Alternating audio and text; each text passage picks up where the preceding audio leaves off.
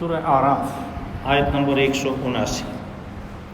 اعوذ باللہ من الشیطان الرجیم بسم اللہ الرحمن الرحیم وَلَقَدْ ذَرَأْنَا لِجَهَنَّمَ كَثِيرًا مِنَ الْجِنِّ وَالْإِنسِ لَهُمْ قُلُوبٌ لَا يَفْقَهُونَ بِهَا وَلَهُمْ أَعْيُنٌ لَا يُبْصِرُونَ بِهَا وَلَهُمْ آذَانٌ لَا يَسْمَعُونَ بِهَا أُولَئِكَ كَالْأَنْعَامِ بَلْ هُمْ أَضَلُّ أُولَئِكَ هُمُ الْغَافِلُونَ وَلِلَّهِ الْأَسْمَاءُ الْحُسْنَى فَادْعُوهُ بِهَا وَذَرُوا الَّذِينَ يُلْحِدُونَ فِي أَسْمَائِهِ سَيُجْزَوْنَ مَا كَانُوا يَعْمَلُونَ وَمِمَّنْ خَلَقْنَا أُمَّةٌ يَهْدُونَ بِالْحَقِّ وَبِهِ يَعْدِلُونَ وَالَّذِينَ كَذَّبُوا بِآيَاتِنَا سَنَسْتَدْرِجُهُم مِّنْ حَيْثُ لَا يَعْلَمُونَ وَأُمْلِي لَهُمْ إِنَّ كَيْدِي مَتِينٌ أَوَلَمْ يَتَفَكَّرُوا مَا بِصَاحِبِهِم مِّن جِنَّةٍ إِنْ هُوَ إِلَّا نَذِيرٌ مُّبِينٌ أَوَلَمْ يَنظُرُوا فِي مَلَكُوتِ السَّمَاوَاتِ وَالْأَرْضِ وَمَا خَلَقَ اللَّهُ مِن شَيْءٍ وَأَنْ عَسَىٰ أَن يَكُونَ قَدِ اقْتَرَبَ أَجَلُهُمْ فَبِأَيِّ حَدِيثٍ بَعْدَهُ يُؤْمِنُونَ مَن يُضْلِلِ اللَّهُ فَلَا هَادِيَ لَهُ وَيَذَرُهُمْ فِي طُغْيَانِهِمْ يَعْمَهُونَ صدق اللہ العظیم۔ وَلَقَدْ ذَرَأْنَا لِجَهَنَّمَ كَثِيرًا مِّنَ الْجِنِّ وَالْإِنسِ، اور تحقیق ہم نے جہنم کے لیے انسانوں اور جنوں میں سے بہت سی مخلوق بنائی ہے۔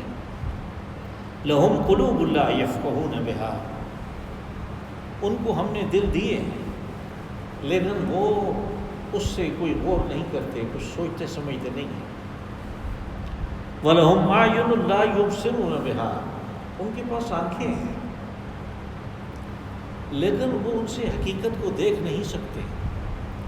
وَلَهُمْ آذَانٌ لَا يَسْمَعُونَ بِهَا، اور ان کے پاس کان ہیں لیکن وہ اصل حقائق کو سنتے نہیں۔ أُولَٰئِكَ كَالْأَنْعَامِ بَلْ هُمْ أَضَلُّ، یہ لوگ چوپایوں کی طرح ہیں بلکہ ان سے بھی گئے گزرے ہیں۔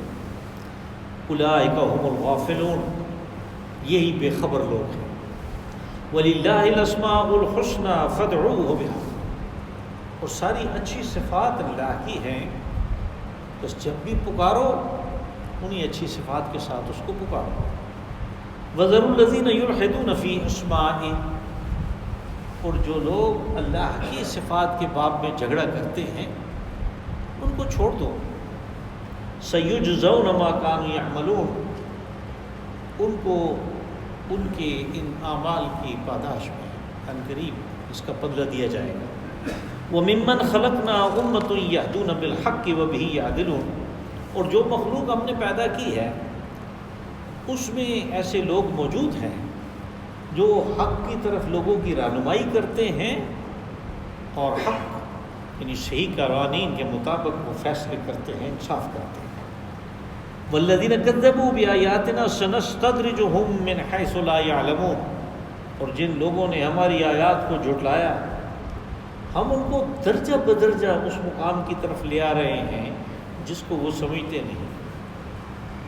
وَأُمْلِي لَهُمْ إِنَّ كَيْدِي مَتِينٌ، اصول یہ ہے کہ ہم نے ان کو ڈھیل دے رکھی ہے، اور جب پکڑ کی بات آئے تو ہماری پکڑ بڑی سنجیدہ اور بڑی سخت ہے۔ أَوَلَمْ يَتَفَكَّرُوا مَا بِصَاحِبِهِم مِّن جِنَّةٍ، تو کیا ان لوگوں نے فکر نہیں کیا، غور نہیں کیا کہ ان کے ساتھی کو کوئی جنون تو نہیں ہو گیا؟ ان هو الا نذیر مبین، وہ تو انہیں ایک واضح خطرے سے آگاہ کر رہا ہے۔ اولم ينظروا فی ملکوت السماوات والارض وما خلق اللہ من شیء، تو کیا انہوں نے زمین و آسمان کی بادشاہت کے اوپر غور نہیں کیا؟ اور جو اللہ نے پیدا کیا ہر چیز کے اندر اس کی قدرت کار فرما ہے۔ وَأَنْ عَسَىٰ أَن يَكُونَ قَدِ اقْتَرَبَ أَجَلُهُمْ، اگر غور کرتے تو اس نتیجے پہ پہنچتے کہ ہر چیز کے لیے ایک اجل، ایک وقت مقرر ہے، ہو سکتا ہے ہمارا بھی قریب آ گیا ہو۔ فَبِأَيِّ حَدِيثٍ بَعْدَهُ يُؤْمِنُونَ، اس چیز کے واضح ہو جانے کے بعد یہ کب ایمان لائیں گے؟ مَن يُضْلِلِ اللَّهُ فَلَا هَادِيَ لَهُ، جس کو اللہ نے گمراہ کر دیا اس کو دوسرا کوئی ہدایت نہیں دے سکتا۔ وَيَذَرُهُمْ فِي طُغْيَانِهِمْ يَعْمَهُونَ، اور ایسے لوگوں کو ان کی سرکشی میں بھٹکنے کے لیے چھوڑ دیا جاتا ہے۔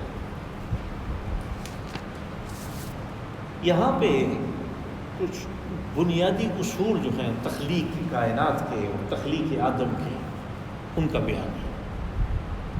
سب سے پہلی آیت میں تو یہ بات کہی کہ ہم نے بہت سی مخلوق جنوں اور انسانوں میں سے جہنم کے لیے بنائی ہے، اس کا قطعاً یہ مطلب نہیں ہے کہ اس نے ان کو پیدا ہی جہنم کے لیے کیا ہے۔ اصل میں نظام جو اللہ نے مقرر کیا اور جو رکھا ہے وہ یہ ہے کہ یہ با اختیار مخلوق ہے، اس کو اس نے ارادہ اور اختیار کی صلاحیت سے نوازا ہے۔ اس کے پاس اختیار ہے اور اس کے پاس ارادہ ہے، یعنی یہ ارادہ کر کے اس کے سامنے جو بہت سارے راستے ہوتے ہیں اس میں سے جس کو چاہے یہ اختیار کر سکتا ہے، جس کو چاہے اس کے اوپر یہ چل سکتا ہے۔ یہ اللہ نے اس کو بڑی صلاحیت دی ہے۔ اس نے اپنی دوسری مخلوقات کو اس قسم کا اختیار نہیں دیا۔ یہ سورہ حامیم سجدہ میں ابتدا میں اس نے واضح کیا کہ ہم نے سورج بنایا، ہم نے چاند بنایا، زمین بنائی، آسمان بنایا، اور ان کو ایک مدار دیا، ہر ایک کو ایک قانون دیا کہ اس کے مطابق تو نے رہنا ہے، اور پھر ان سے پوچھا کہ میں نے یہ قانون بنا لیا تمہارے لیے، تم نے اس میں رہنا ہے، مرضی خوشی سے رہو، مرضی تم ناگواری سے رہو۔ اطعنا طاعین، انہوں نے کہا ہم تو خوشی سے اس میں رہیں گے۔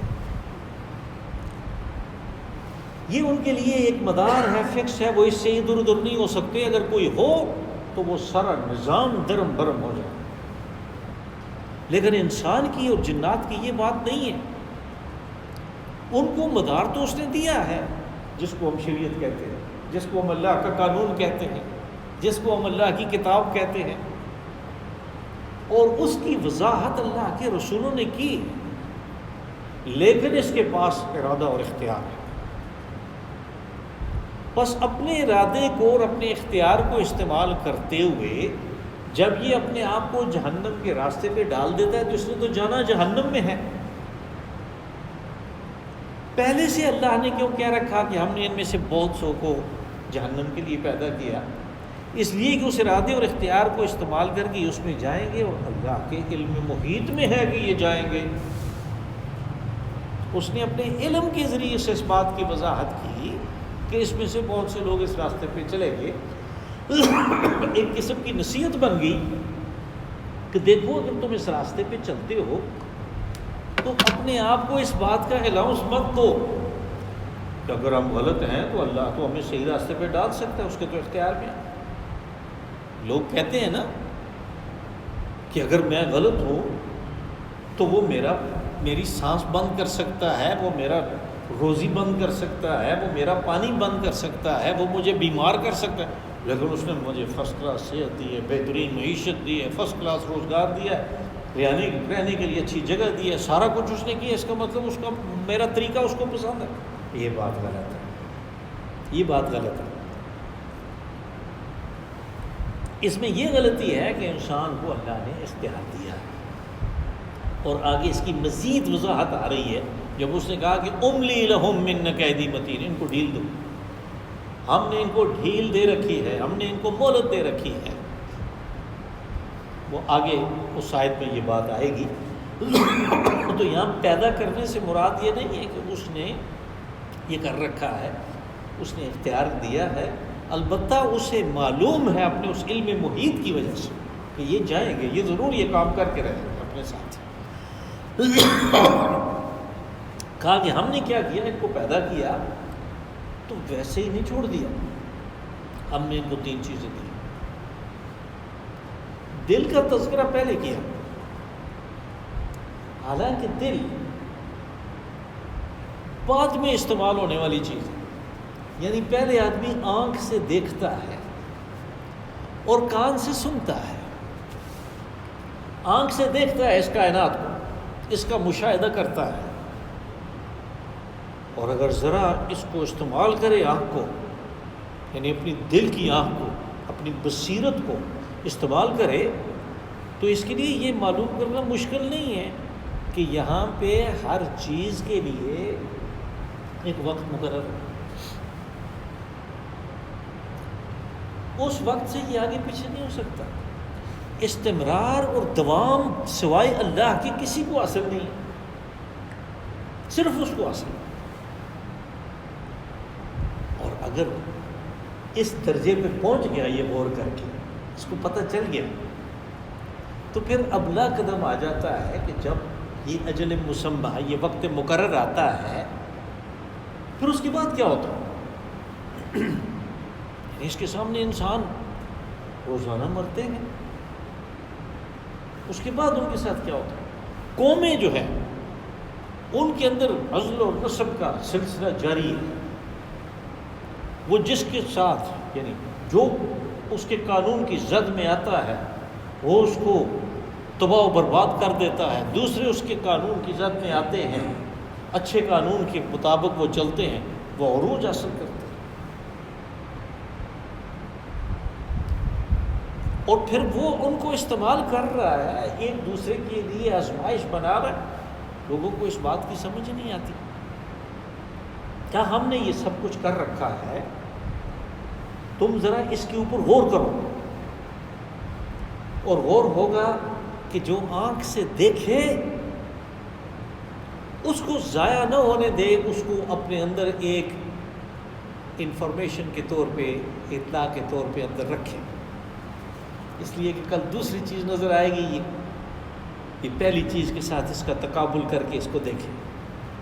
جو کان سے سنے، جو اللہ نے بیان کیا، جو اللہ کے رسول صلی اللہ علیہ وسلم نے بیان کیا، اور ان کے جانشین جو کچھ کہہ رہے ہیں، اس بات کو سنے تو وہیں پہ اس جگہ پہ لے جائے جہاں پہ پہلے سے کچھ نہ کچھ پڑا ہوا ہے، جو اس نے دیکھا تھا اور اس سے کچھ نتیجہ نکالنے کی کوشش کی تھی. اب جو اللہ نے صلاحیت دی ہے اندر پروسیس کرنے کی اس ساری انفارمیشن کو، اس کو استعمال کرے، یہ صحیح نتیجے پہ پہنچے گا. دوسری جگہ اللہ پاک نے فرمایا ان فی خلق السماوات والارض واختلاف اللیل والنہار لآیات لأولی الالباب، کہ زمین و آسمان کی تخلیق میں اور رات دن کے آگے پیچھے آنے جانے میں ہوشیار لوگوں کے لیے، صاحب ادراک کے لیے نشانیاں ہیں، آیات ہیں. جب یہ وہ کام کرتے ہیں تو کیا ہوتا ہے؟ یذکرون اللہ قیاما وقعودا وعلی جنوبہم، وہ پھر ہر حال میں اللہ کو یاد رکھتے ہیں. انہیں پتہ چل جاتا ہے کہ ہماری پیدائش کا مقصد کیا ہے، غایت اور مقصد کیا ہے. اور اللہ تو کوئی کام بغیر غایت اور مقصد کے نہیں کرتا. اس کی حکمت سے یہ بعید ہے کہ وہ بغیر حکمت کے، بغیر کسی غایت اور مقصد کی کوئی چیز پیدا کرے. یہ کھیل تو نہیں ہے. وہ کہا کہ وَيَتَفَكَّرُونَ فِي خَلْقِ السَّمَاوَاتِ وَالْأَرْضِ، وہ جب زمین و آسمان کی تخلیق میں غور کرتے ہیں تو اس نتیجے پہ خود بخود پہنچ جاتے ہیں، ربنا ما خلقت هذا باطلا سبحانک فقنا عذاب النار، کہ یا رب آپ نے یہ عبث اور بیکار فضول پیدا نہیں کیا سب کچھ. جب بیکار اور عبث نہیں ہے، با مقصد ہے، تو پھر جس کو جو اختیار دیا ہے، اور دیا بھی فری آف چارج ہے، اس اختیار کے بارے میں سوال ہونا ہے. اور اگر میں نے غلط استعمال کیا اس کو تو آگ میں جانا ہے. یا رب تو مجھے آگ سے بچا لے. اپنی کمزوری کا اس کو احساس بھی ہو جاتا ہے، سارا چیز سب دروازے کھل جاتے ہیں. ربنا انک من تدخل النار فقد اخزیتہ، کہ یا رب جسے تو نے سزا دی اس کی کرتوتوں کی پاداش میں سزا دے گا، لیکن اس کو تو ہمہ عمر کا ہمیش کا غم لگ گیا. وہ تو پریشان ہوگی، وہ تو ذلیل ہوگی. تو جب غور کرتا ہے تو خود بخود اس نتیجے میں پہنچتا ہے. اوپر سے انبیاء اور رسولوں کو بھیجنے کا مقصد انسانوں کے لیے آسانی پیدا کرنا ہے. اگر وہ اپنی مصروفیات کی وجہ سے، اپنے شغل کی وجہ سے، اپنے دن رات دنیا بنانے کی وجہ سے ایک ہی طرز پہ جتے ہوئے ہیں، نہ دل کو استعمال کرنے ہیں، نہ آنکھوں کو، نہ کانوں کو، ان حقائق و کبریٰ کو جاننے کے لیے، تو انبیاء اور رسول آتے ہیں انسانوں کی آسانی کے لیے. وہ ان کو آگے بتاتے ہیں. پس رسول اللہ صلی اللہ علیہ وسلم تشریف لائے اور آپ نے پہلے مکہ والوں کو اور پھر سارے اہل عرب کو یہی بات بتائی. انہوں نے اس کے جواب میں کبھی کیا اور کبھی کیا، یہاں تک کہ انہوں نے کہا کہ اس کو جنون ہو گیا. یہ اگلی آیت پہ ہم آ گئے ہیں. لیکن اس آیت پہ آنے سے پہلے کہا کہ یہ لوگ جو اپنے دل کو، اپنے کانوں کو، اپنی آنکھوں کو ان مقاصد کے حصول کے لیے استعمال نہیں کر لے جو اعلیٰ عرفہ ہیں، یہ گویا جانور ہیں. کہا ہم نے تمہارے سامنے جانور پیدا کیے، ان کی ساری تگ و دو اپنے 2-3 مرغوبات کی طرف ہے. وہ جانور یا اپنا پیٹ بھرنے کے چکر میں لگے ہوئے ہیں، یا اپنی نسل کی بقا کے لیے اللہ نے جو وظیفہ ان کا مقرر کیا ہے وہ اس کام میں لگے ہوئے ہیں. بس یہ 2-3 کام ہیں جس کو وہ کر رہے ہیں. اگر انسان بھی صرف یہی 2 کام کرنا شروع کر دے، اپنے بطن اور اپنے فرج کے بارے میں صرف خیال رکھے اور کوئی چیز نہیں ہو، کہا یہ بھی جانور ہے. اس میں اور جانور میں کیا فرق ہوا؟ ہاں، جانور کے پاس تو اور استعداد اور صلاحیت نہیں تھی، اس کے پاس تھی، اس نے استعمال نہیں کی، تو یہ تو اس سے برا ہوا، یہ تو اس سے زیادہ گمراہ ہو گیا کہ چیز تھی استعمال نہیں کی، اس کے پاس تو تھی نہیں. کہا اولئک هم الغافلون، یہ لوگ ہیں جو بے خبر پڑے ہوئے ہیں. بے خبر اس بات سے کہ آگے کیا آنے والا ہے اس کل کی انہیں فکر ہی نہیں ہے. یہ بے خبری ہے، صرف اپنے آج میں لگے ہوئے. اور اگر اس کو ہم مثال سے واضح کریں تو اس طرح ہو جاتا ہے کہ جیسے ایک آدمی نے سفر کرنا ہے، اس کا ویزا بھی لگ گیا ہے، اس کو مثال کے طور پہ کسی یونیورسٹی میں داخلہ بھی مل گیا ہے، اس کو ہاسٹل میں جگہ بھی مل گئی ہے، لیکن اس نے وہاں پہ ایئرپورٹ سے اتر کے اس جگہ تک پہنچنے کا اور وہاں پہ کون سی کرنسی استعمال ہوتی ہے اس چیز کا انتظام نہیں کیا. تو جب ایئرپورٹ پہ اترے گا تو کیا کرے گا؟ اس نے تو ذلیل ہونا ہے. وہاں پہ تو ان جگہوں پہ تو وہ بھی نہیں ہے کہ وہ مانگنے کا سلسلہ شروع کر دے گا. وہ جو کرنسی آگے استعمال ہونی ہے موت کے بعد، اس کرنسی کی فکر کرنی چاہیے. اگر اس کرنسی کی فکر نہیں ہے تو پھر جا کے کیا کریں گے؟ کون سا سکہ استعمال کریں گے اپنے آپ کو ان مصائب سے نکالنے کے لیے، مصیبتوں سے نکالنے کے لیے؟ یہ چیز ہے کہ جس کے بارے میں اصل فکر کی ضرورت ہے. اور یہ فکر جب پیدا ہوگی کہ جب اللہ کی دی ہوئی صلاحیتوں کو بندہ اس طرح استعمال کرے جیسے استعمال کرنا چاہیے. اس کے بعد وہ آیت آتی ہے درمیان میں ایک اور ہے وَلِلَّهِ الْأَسْمَاءُ الْحُسْنَى فَادْعُوهُ بِهَا. کا جو اچھی صفات ہیں وہ اللہ کی ہیں، بس جب ان صفات کے ذریعے سے پکارنا چاہو تو اس کو پکارو. اس کی مختلف توجیہات ہیں. مثال کے طور پہ یہاں مشرکین مکہ سے خطاب ہے. یہ صورت جیسے میں گزارش کرتا ہوں کہ خاص ان کے لیے ہے. تو انہوں نے اپنا ایک بت بنا رکھا تھا بہت بڑا، اس کا نام تھا لات. یہ لات اصل میں اللہ جو ہے اس میں ذات، یہ اس کو بگاڑ کے انہوں نے بنایا تھا لات.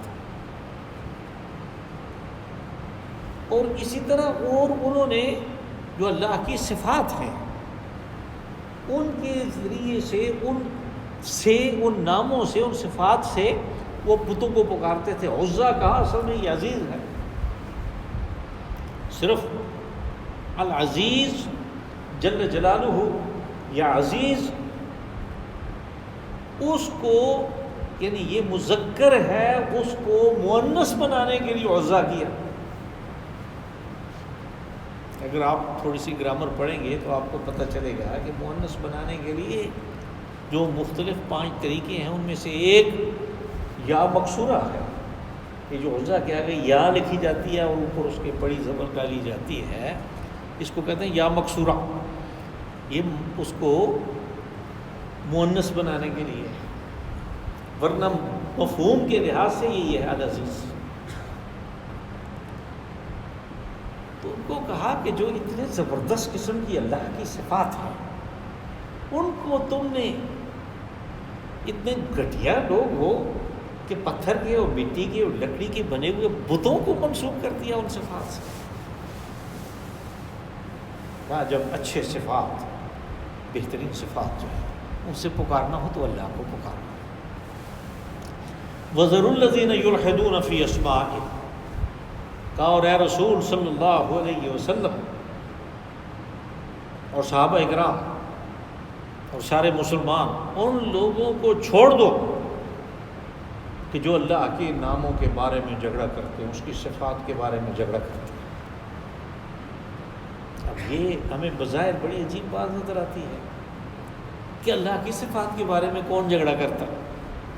بھئی جو اللہ کی صفات ہیں وہ اگر کسی دوسرے کے حوالے کر دیں کہ یہ بھی یہ کرتا ہے، اور پھر ایک آدمی آئے وہ کہے کہ نہیں بھائی یہ اللہ کا کام ہے، یہ بندوں کا کام نہیں ہے،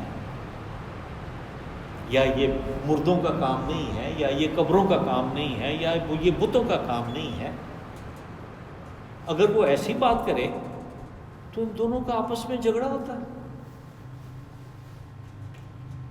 کہا ایسے لوگوں کو کہ جو اللہ کی صفات کو دوسروں کے حوالے کرتے ہیں، یا اللہ کے ساتھ ایسی صفت کوئی لگانا چاہے کہ جس سے اس کی شان الوہیت میں فرق آئے۔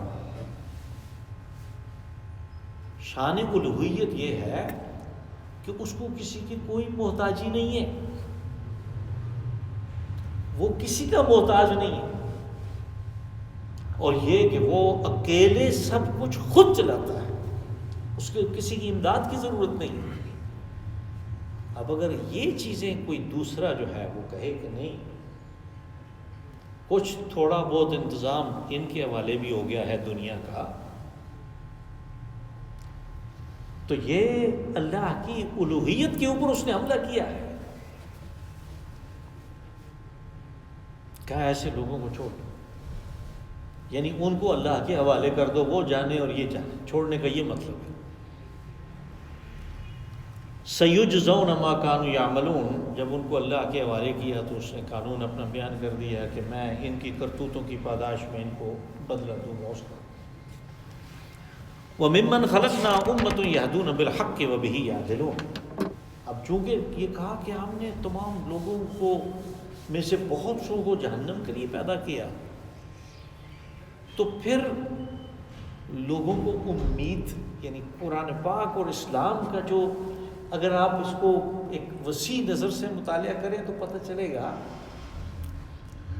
کہ وہ نا امید کسی صورت میں نہیں ہونے دیتا، مایوس نہیں ہونے دیتا، بلکہ جب بھی کوئی ایسی بات آئے جس سے کوئی مایوسی آتی ہو تو معاً اس مایوسی کا ازالہ کر دیا جاتا ہے۔ یہ آیت بھی اس مایوسی کے ازالے کے لیے ہے۔ کہا جو ہم نے پیدا کیے ان میں بہت سے ایسے بھی ہیں یہدون بالحق، جو لوگوں کی رہنمائی کرتے ہیں حق کے مطابق، حق کو سامنے رکھتے ہیں۔ حق کیا ہے؟ اللہ کی کتاب، رسول علیہ الصلوۃ والسلام کی تعلیمات ہیں، اصحاب رسول رضوان اللہ علیہم اجمعین کے آثار ہیں، یہ حق ہے۔ کہا اس حق کو سامنے رکھتے ہیں اور لوگوں کی رہنمائی کرتے ہیں۔ وہ لوگوں کی رہنمائی کرنے کے لیے فرائڈ کے اور مارکس کے اصولوں کو نہیں دیکھتے کہ اس نے کیا کہا، فرائڈ نے کیا کہا اور مارکس نے کیا کہا، وہ ان چیزوں کو دیکھتے ہیں۔ یہ صحیح رہنمائی ہے، یہ حق کے مطابق رہنمائی ہے۔ وَبِهِ يَعْدِلُونَ، کہا کہ جب ان کو فیصلہ کرنے کی بات آئے، عدل کی بات آئے، تو یہ اسی کے مطابق وہ جو قانون اللہ نے دیا ہے رسول علیہ السلام کی تعلیمات کے مطابق فیصلہ کرتے ہیں۔ یعنی یہ دونوں باتیں آ گئیں کہ ان کی مقننہ وہ قرآن پاک کے تابع ہے، رسول علیہ السلام کی تعلیمات کے تابع ہے، اور ان کی عدلیہ وہ بھی اللہ کے قانون کے اور رسول علیہ السلام کی تعلیمات کے تابع ہے۔ انہوں نے اس کے لیے مکالے کے قانون کو سامنے نہیں رکھا ہوا، اور اسی طرح وہ دوسرے جن کو یہ پڑھتے ہیں اور جن کو کوٹ کرتے ہیں اور جن کے حوالے دیتے ہیں ان کو سامنے نہیں رکھا۔ حوالوں کے لیے انہوں نے قاضی شریح کو سامنے رکھا ہوتا ہے۔ 75 سال تک قاضیوں کو ذات رہے، اور وقت کے خلفاء جو ہیں امیر المومنین ان کے حضور پیش ہوتے رہے، قانون کے مطابق، اللہ کے قانون کے مطابق، رسول علیہ السلام کی تعلیمات کے مطابق فیصلے کیے۔ 75 سال میں کوئی فیصلے ہوئے ہوں گے نا، تو پھر قاضی شریح کے فیصلوں کو سامنے رکھو، ان کی کوٹ کرنے کی، اور یہ بڑی بڑی کتابیں آپ کو نظر آتی ہیں، یہ سارے فیصلوں کی ہوتی ہیں۔ یہ کتابیں کسی نے کوئی اصول نہیں لکھے ہوئے کہ کس کی عدالت میں اس قسم کے مقدمے کا کیا فیصلہ ہوا تھا، ان کی ضرورت نہیں ہے۔ ہمارے پاس ایک اپنا نظام موجود ہے، وَبِهِ يَعْدِلُونَ، وہ عدل بھی اس کے مطابق کرتے ہیں اور قانون سازی بھی اس کے مطابق کرتے ہیں۔ وَالَّذِينَ كَذَّبُوا بِآيَاتِنَا سَنَسْتَدْرِجُهُم مِّنْ حَيْثُ لَا يَعْلَمُونَ، کہ وہ لوگ جو ہماری آیات کو جھٹلاتے ہیں، اس میں قرآن پاک کی آیات اور آفاق و انفس کی آیات جو اللہ نے پورے عالم میں بکھیر رکھی ہیں، یہ دونوں آ جاتی ہیں۔ کہا جو ان کو جھٹلاتے ہیں، جھٹلانا یہ ہے کہ جو اس میں ہدایت دی گئی اس کو نہیں دیکھتا، وہ کہتا ہے میں اپنی عقل کو استعمال کروں گا اپنی زندگی گزارنے کے لیے، اس نے جھٹلا دیا۔ کہا ان کو پتہ ہی نہیں چلتا، یہ سمجھتے ہیں ہم مزے کر رہے ہیں، حالانکہ حقیقت یہ ہے کہ ہم ان کو قدم بقدم اس جگہ کی طرف لے کے آ رہے ہیں، اس ہلاکت کے گڑھے کی طرف، کیونکہ انہوں نے ہمارے قانون کو جھٹلایا ہے۔ سنستدرجہم، جس کو کہتے ہیں نا سٹیپ بائی سٹیپ، اس کا یہ ہوتا ہے کہ جس کے ساتھ یہ معاملہ کیا جاتا ہے اس کو کوئی زیادہ فرق نہیں محسوس ہوتا کہ کل کیا تھا اور آج کیا ہو گیا، قدم بقدم یہ بڑھ رہا ہوتا ہے اس منزل کی طرف۔ اس کا ایک اور فائدہ بھی ہے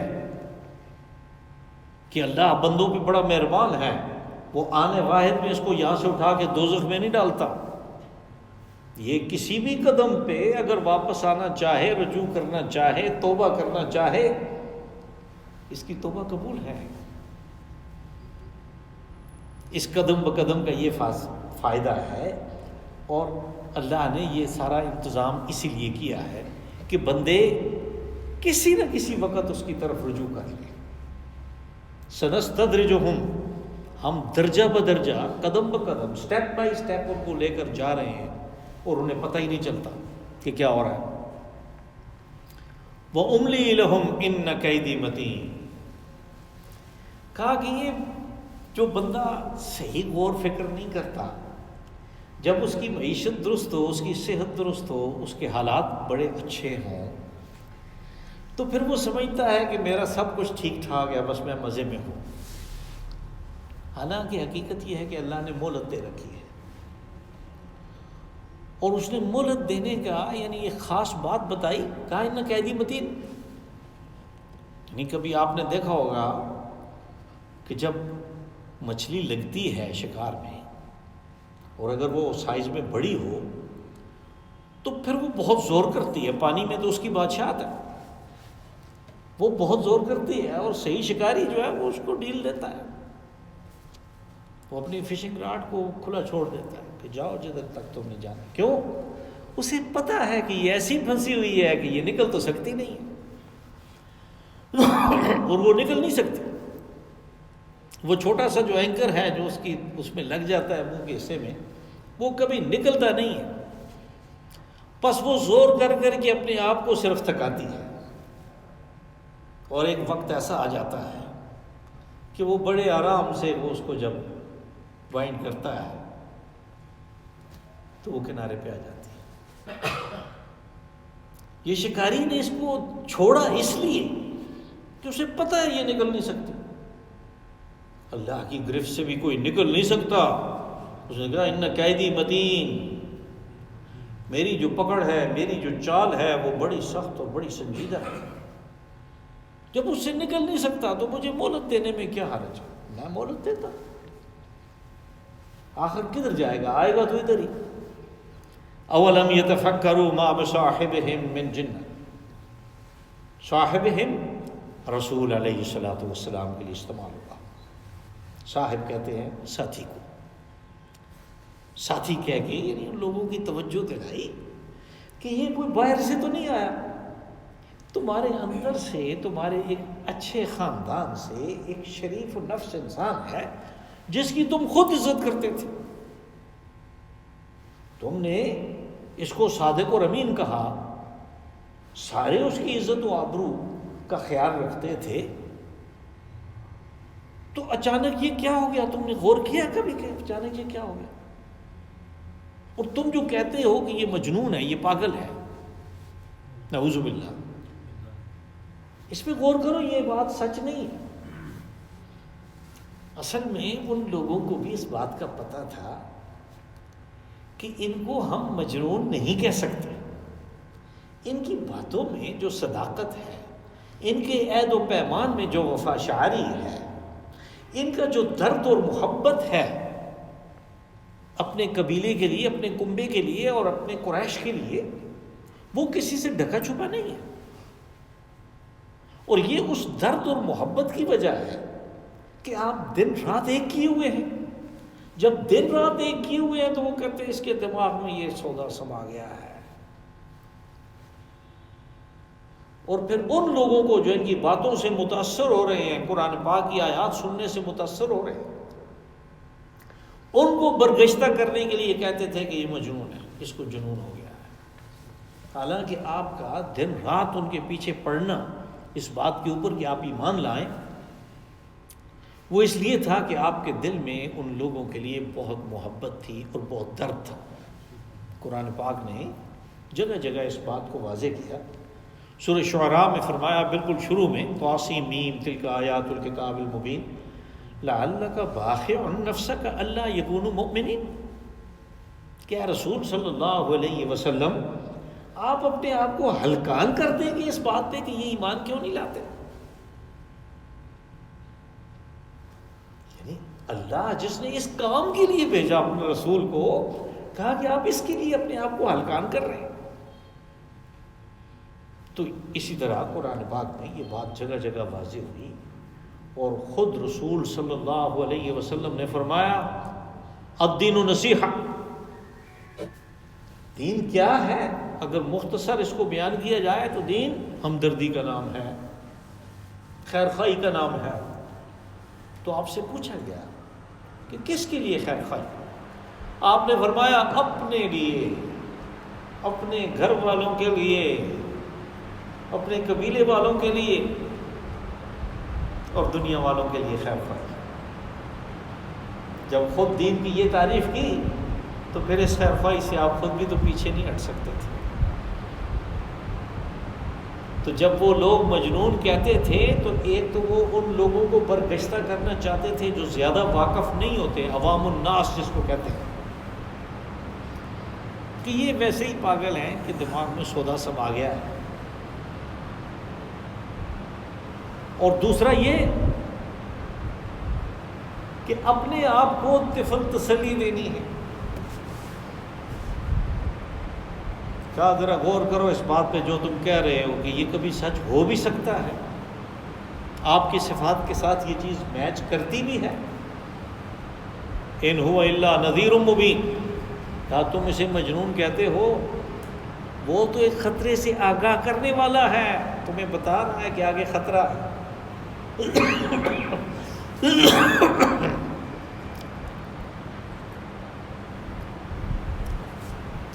نذیر مبین آپ کو کہا گیا قرآن پاک میں بہت سی جگہوں پہ، یہاں پہ بھی یہی بات ہے۔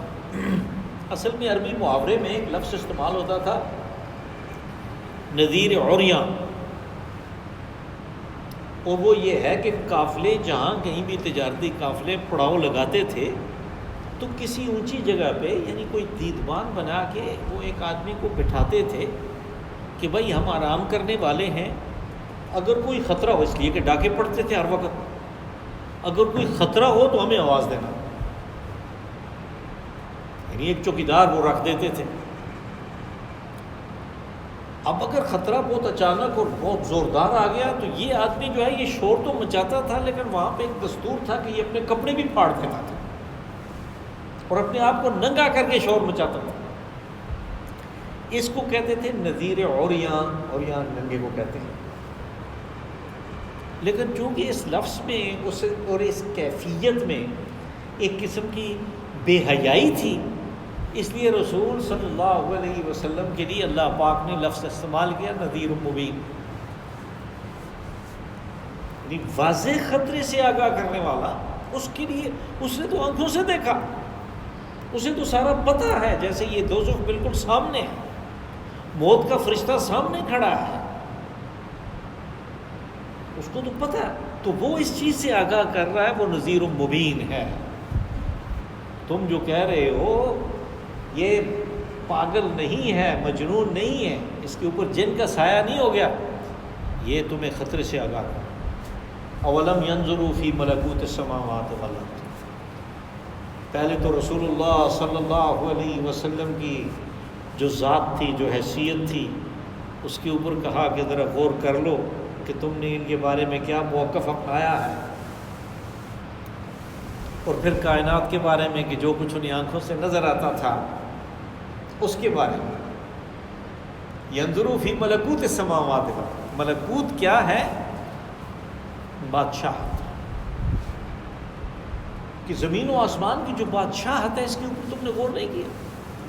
بادشاہ کو، ملک کو بادشاہ اس لیے کہتے ہیں کہ قانون اس کا چلتا ہے، ملک میں جو قانون یعنی جو بادشاہ کی زبان سے نکلے گا وہ قانون ہوگا۔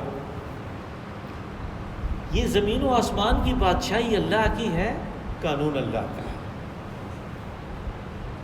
کا اللہ کا قانون جو ہے اس کے اوپر تم نے غور نہیں کیا۔ یہ قانون تو واضح کر رہا ہے کہ ہر چیز کی ایک وقت مقرر ہے، اور یہ کہ اس کا استعمال کس طرح ہونا ہے یہ اللہ کے اختیار میں، کوئی اپنا اختیار نہیں رکھتا۔ تو اس منظر کو کتنا خوبصورت بیان کیا علامہ اقبال نے، کہا کہ تاتار کے افسانے سے ہے عریاں، مل گئے کعبے کو محافظ صنم خانے سے، کچھ اس طرح کا ہے کہ وہ تو بت پرست تھے، مشرکین تھے، اور انہوں نے سارے اس اسلامی مملکت کو تہس نہس کر کے رکھ دیا۔ یعنی خوارزم کی سلطنت، اس کا کیا حشر کیا اس نے، بغداد میں کیا کچھ کیا انہوں نے، فلسطین کے علاقے میں کتنے مسلمانوں کو وہ کھوپڑیاں بنانے کا، جو مینارے بنانے کا جو قصہ آپ سنتے ہیں، یعنی ان کی 3 نسلیں جو ہیں وہ لگی رہی اس کام پہ۔ جو کام وہ بڑے خان نے شروع کیا، اور پھر قبلائی خان اس کا بیٹا تھا، اور پھر ہلاکو اس کا بیٹا تھا، 3 نسلیں جو ہیں وہ صرف مسلمانوں کو برباد کرنے پہ لگی رہی۔ لیکن پھر اللہ نے فیصلہ کیا، تو یہی جو مشرکین تھے، جو قاتل تھے، جنہوں نے اسلام کو تہ و بالا کیا تھا، انہی میں سے اللہ نے کعبے کے محافظ پیدا کیے۔ مغلوں کی سلطنت ہوئی، یہ سب ان کی اولاد ہے۔ تیمور جس نے ترکی میں سلطنت قائم کی، وہ سب انہی کی اولاد ہیں۔ وہ صفوی سلطنت یعنی پھر پورے عالم اسلام میں چنگیز خان کی اولاد کی حکومت تھی اور وہ مسلمان تھے، مسلمان ہو گئے، تو وہ جیسے چاہے استعمال کرے، یہ اس کی بادشاہت ہے، ملکوت اس کا یہ ہے کہ اس پہ اگر تم غور کرتے تو تم اس نتیجے پہ پہنچنا تھا وَأَنْ عَسَىٰ أَنْ يَكُونَ قَدِ اقْتَرَبَ أَجَلُهُمْ، کہ جیسے ہر چیز کا ایک انجام ہے ایسے ہو سکتا ہے کہ ہمارا بھی انجام نزدیک آ گیا، اجل ہمارا بھی وقت مقرر نزدیک آ گیا، کہ اگر یہ صورت ہے تمہیں سب کچھ بتا دیا فَبِأَيِّ حَدِيثٍ بَعْدَهُ يُؤْمِنُونَ، تو پھر جب وہ واقعی وہ چیز سامنے آ جائے گی تو ایمان لاؤ گے، پھر تو ایمان کچھ بھی نہیں، دیکھ کے ایمان پھر تو کچھ بھی نہیں، اس کا تو کوئی فائدہ نہیں ہے، ایمان لانے کا ابھی وقت ہے۔ فَبِأَيِّ حَدِيثٍ بَعْدَهُ يُؤْمِنُونَ، بعدہ یعنی اس اجل مسمى وقت مقررہ آنے کے بعد ایمان لاؤ گے، اپنی آنکھوں سے دیکھ کے ایمان لاؤ گے، نہیں یہ نہیں، ابھی ایمان لانا ہے۔ اللہم صلی وسلم وبارک وانعم علی عبدک ورسولک ونبیک محمد